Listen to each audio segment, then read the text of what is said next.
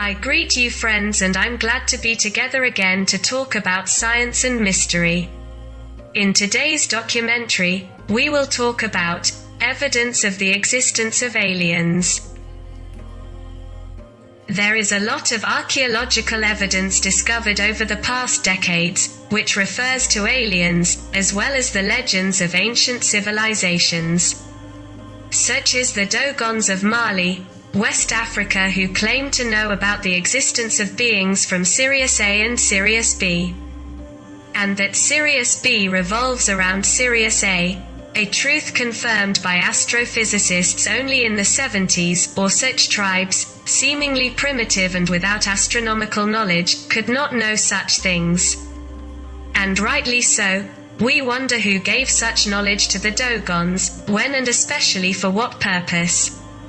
Well, such riddles from ancient cultures and tribes considered primitive are in full swing and persist today. Why does it persist? Because we have no way to prove them scientifically.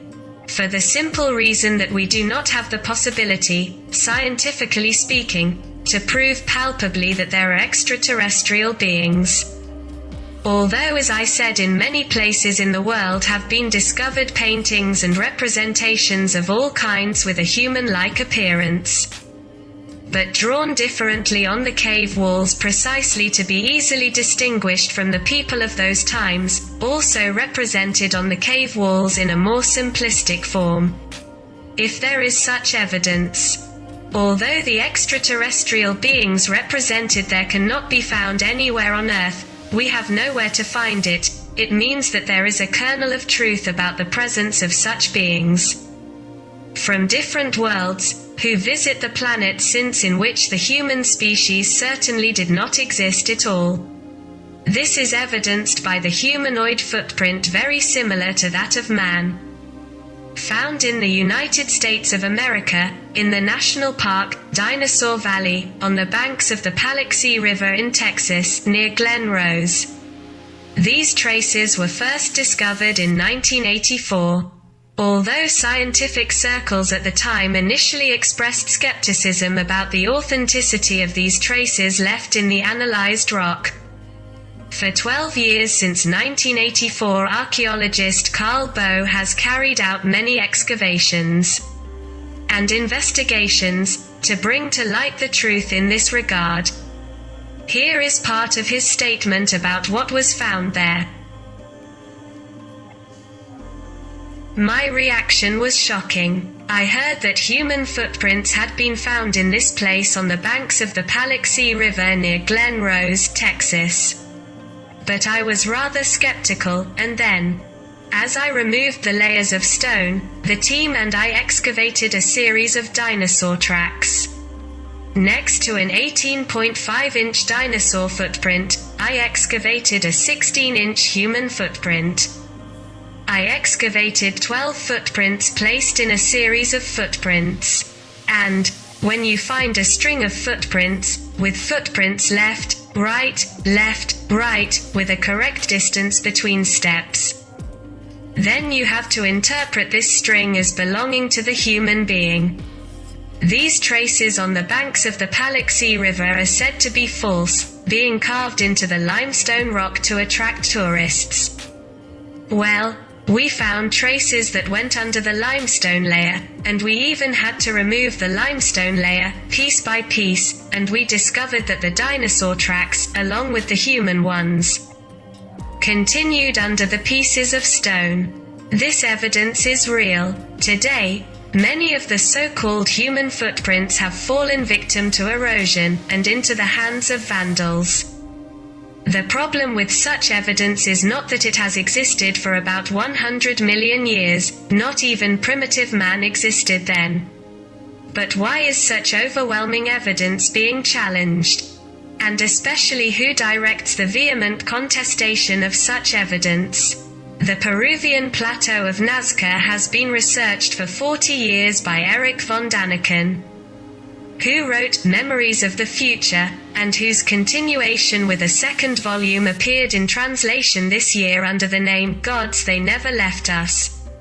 All those mysterious gigantic drawings which can be discerned only from high altitude on the plain, were made by the native population of those times, it is said in the basic hypothesis, under the guidance of other unearthly beings.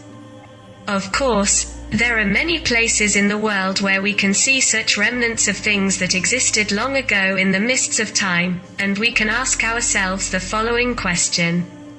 If there is so much evidence and evidence of the interference of other beings outside our world with our history, who are those who want to cover up all this evidence, or at least cover it up as ridiculous? For example, traces of human footsteps, along with those of dinosaurs, have been found in Peru, Russia, and elsewhere in the world, and their age is estimated according to modern technology at over 120 million years. Another discovery, and we only briefly summarize such information because we would not have it if we listed and commented on it here, is that of South Africa in the town of Klerksdorp, where it was discovered in the early 80s by local miners 200 metal spheres, whose composition and appearance do not fit into anything known or ever made by man. The structure of these spheres is made of an alloy of nickel and iron, their age being estimated at about 3 billion years. Their coating is quite hard, and inside is a viscous substance, which could not be identified chemically, and which disintegrates on contact with air. Their sizes vary from half a centimeter to 10 centimeters. And their surface has engravings with peculiarities that could not be deciphered. Who existed on Earth at that time as intelligent beings who could have made and used such spheres? No one, or rather no earthly being. Of course, as I mentioned earlier, there is a hostile attitude towards such realities. And we might consider that somewhere in certain elitist circles that are made up of people who lead the shadow world, through various financial and economic levers, these truths are known. Related to the fact that during terrestrial epochs there were extraterrestrial beings that are present on Earth, maybe even before the appearance of life forms on our planet. For to whom else did such metallic spheres belong as those described above, in an epoch 3 billion years ago? If we search through the written and recorded history of ancient times, whether in the Bible, the Mahabharata, or other ancient epics, we will find all sorts of more and more strange accounts of direct intervention, interference, or involvement, or indirect existence of beings outside the Earth, in events that have often led to the outbreak of religious currents, wars, or that have remained in the ancestral memory of mankind in the form of myths and legends. In 1974, in Romania, 2 kilometers from Iași, a group of workers on the banks of the Mureș River came across 3 objects buried in the sand, in a pit about 10 meters deep. 2 of these relics turned out to be mastodon bones, several million years old, dating from a period between the Miocene, 20 million years ago, and the Middle Pleistocene, about 1 million years ago. Instead, the third object turned out to be a metal block, very similar to the top of a large hammer. This object was sent for expertise to the Institute of Archaeology in Cluj-Napoca, and the analyzers showed that it is an artificial object composed of an alloy of 12 different elements, aluminum being present in the largest quantity, 89%. Subsequently, all the types of analyses performed on the object in question supported its artificial and ancient nature, which is quite obvious from the external appearance and the aluminum alloy of which it is made.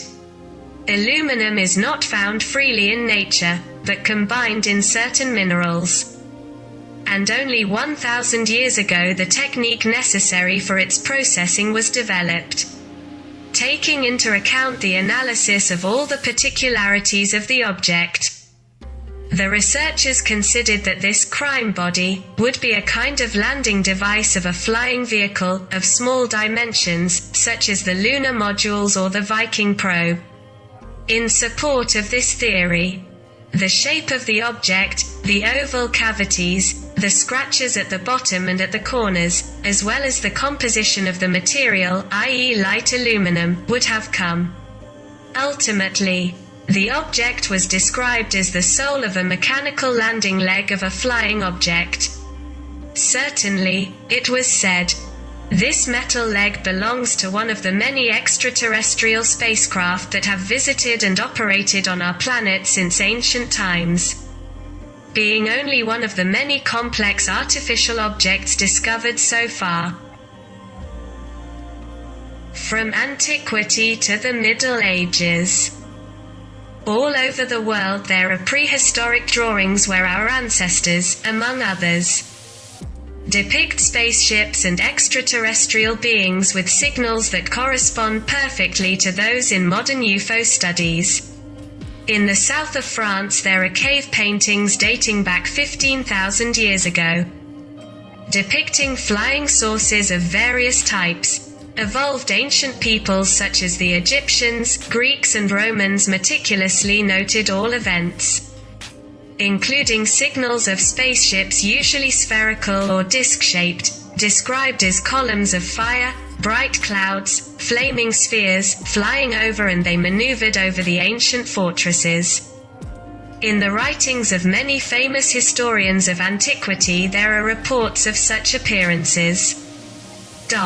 An Egyptian text mentions a sparkling tubular spaceship, like a large snake, which landed along the slope of a mountain. Ramses II used in war a weapon that would have been given to him by the god Amun, with which he exterminated thousands of enemies alone and without any protection. In 329 BC, the army of Alexander the Great was attacked by two flying silver shields, which caught the Greek army as it crossed the Jaxartes River in India. Homer is also talking about flying. During the Roman Empire, UFOs were often seen in the air, but also landing and taking off, being classified mainly as fire shields, smoking torches, golden globes. The Latin historian Titus Livius, in his Storia di Roma, presents testimonies of objects in the form of circular shields that flew in the sky and that would have been seen above many cities of the empire. He adds that the second king of Rome, Numa Pompilio, witnessed the fall from the sky of one of these flying shields, and that he included him among the cult objects of the religious practices he preached. The chronicler Carcopino tells that in July, after the assassination of Caesar, for 7 days in a row, before sunset, a bright UFO could be seen moving north over Rome. Similar signals exist in the works of Plutarch, Valerio Massimo, Seneca, Aeschylus, and others. In his treatise on natural sciences, Seneca tells, in great detail, about the inexplicable light bars that appeared unexpectedly in the air of ancient cities. The bars remained motionless for days, only to disappear as suddenly as they had appeared. The Dead Sea Scrolls from the 1st century BC speak of people coming from heaven to earth and others who were taken from earth and taken to heaven. In the time of Charlemagne, events are described which show that spaceships took on board some inhabitants to show them how the people in heaven lived. In the 9th century, the Archbishop of Lyon received numerous complaints from parishioners that the region was invaded by heavenly sailors, who landed in the clouds and devastated fruit trees, vineyards and cereal fields. In the incunable Liber Chronicorum, Nuremberg Chronicle, there is one of the first graphic representations of a UFO in Europe. The author, Hartmann Skadel, describes a sphere of fire, seen in 1034, shooting the air in a straight line from south to east, and then heading towards the sun. The illustration that accompanies the story depicts a cigar-shaped body, surrounded by flames, advancing on a blue sky above the green hills. During the Sung dynasty, 960-1127 AD, a scholar named Shen Kuo tells in one of his works about an object shining like a pearl, which moves, as if it were flying, on the surface of a lake near Yangzhou. According to Shen Kuo, the mysterious object was seen very frequently. From a distance it appeared to be the size of a fist and emitted a silver light that illuminates the surroundings for about 5 kilometers. He also states that the flying object sometimes seemed to enlarge and open into 2 hemispheres, and that his periodic appearances would have occurred for about 20 years, starting with 1300. UFO appearances began to be reproduced in paintings. In 1338, a huge spherical UFO was seen in France. The image of the event is depicted in the book Le Livre des Bons Mœurs by Jacques Legrand. In 1350, a scene of the crucifixion was painted above the altar of the Visoki Dekani monastery in Kosovo. To the right and left of the cross you can see flying saucers in the sky, with people flying them inside. In 1492, Christopher Columbus sees a branch of fire fall from the sky. In his diaries, he mentions on several occasions the appearance of unusual astronomical phenomena and the passage of flames in the sky. In 1600, Giordano Bruno was burned at the stake by the Inquisition for daring to claim that there were other inhabited worlds. Following the detection of flying vehicles piloted by obviously extraterrestrial beings. And in the Renaissance paintings there are different types of UFOs, integrated in large part in works with a religious subject because it was believed that UFOs were divine manifestations. In 1544 an important ufological event took place, recorded in a collection at the Central Library in Zurich. In 1544 signs were seen on the sun and the moon.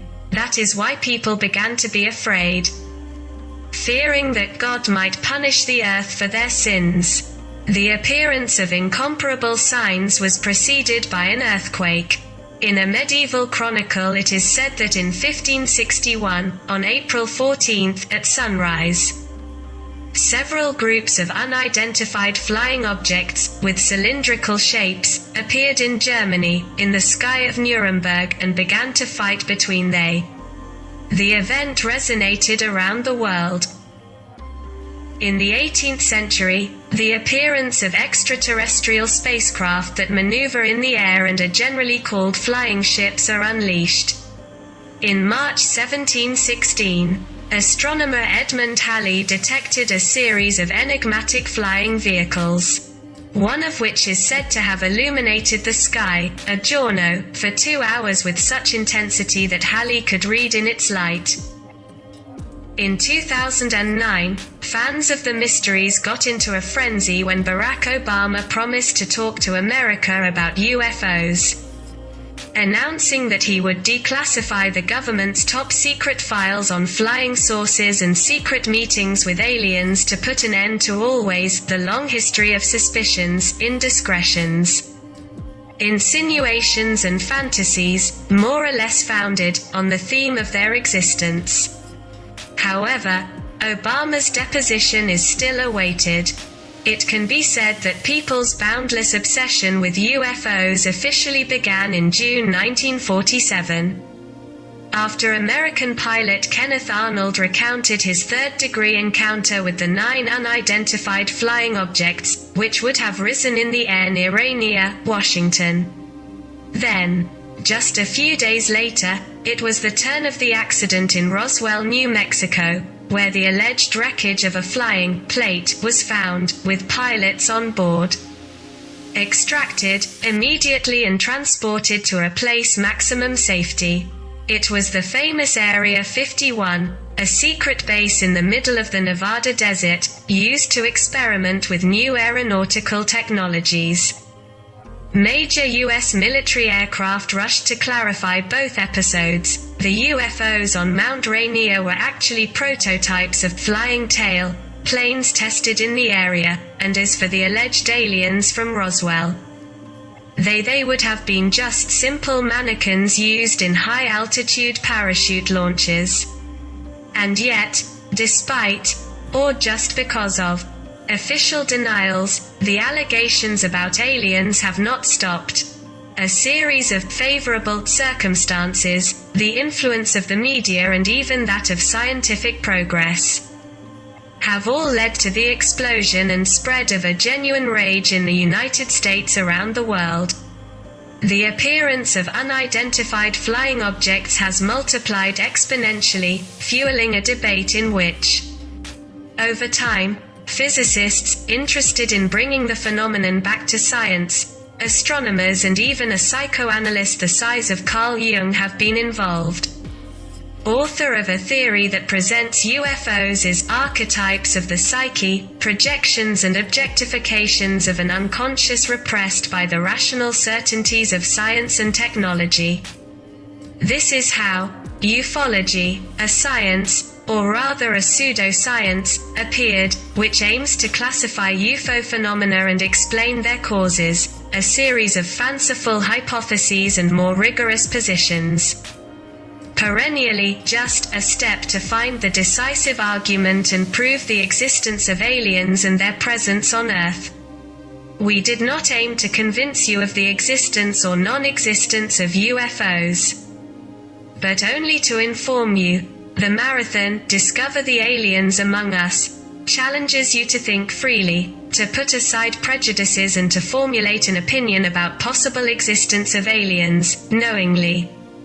If you still think the UFO phenomenon is ridiculous, come back tomorrow to read about the UFO transcripts, a series of testimonies, from state presidents to religious leaders, from world-renowned researchers to Secret Service chiefs, who treats the dilemma of the existence of aliens as seriously as possible.